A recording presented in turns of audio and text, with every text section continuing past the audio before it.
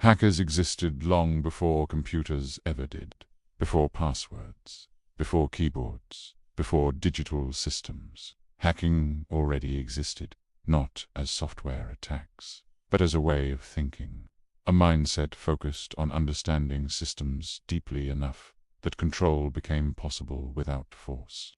The tools were different, but the logic was the same. In the early days of global communication, computers were rare and isolated. Phones were everywhere. Entire countries relied on telephone networks to function: governments, businesses, emergency services. These networks were considered reliable, authoritative, and safe by default. The reason was simple. Telephone systems were built by engineers who trusted structure and order. They believed the system was too complex for outsiders to manipulate, that users wouldn't experiment, that no one would try to understand the system well enough to control it. They were wrong. A small group of curious individuals discovered something unusual. Phone networks didn't just respond to instructions from operators. They responded to sound. Very specific sounds. Exact tones sent down the line could trigger switches deep inside the network. One of the most famous examples was a simple tone used internally by the system itself that could reset or reroute calls.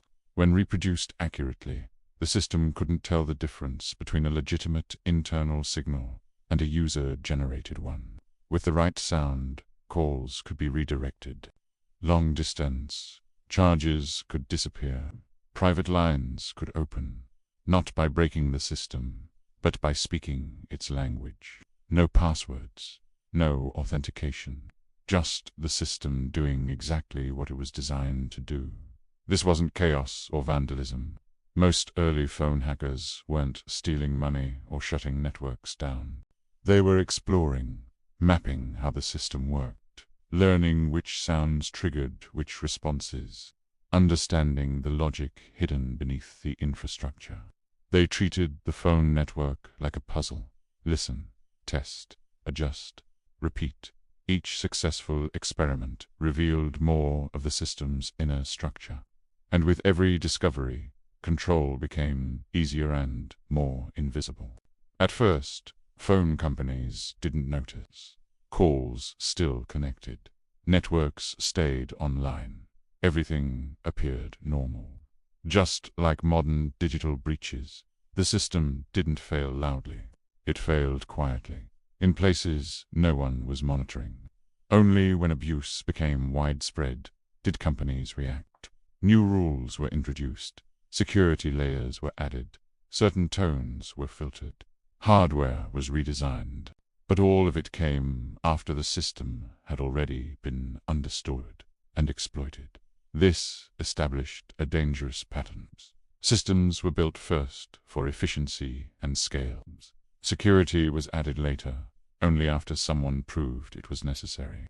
That pattern didn't disappear. It became standard.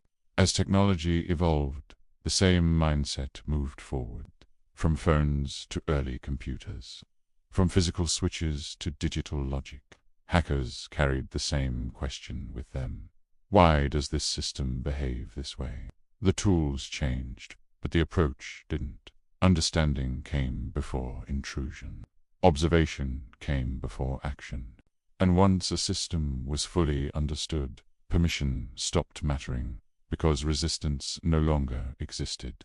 In the next part, we'll see how this exact mindset crossed into early computer systems when networks became digital. Mistakes scaled faster, and the same assumptions made the consequences far more severe.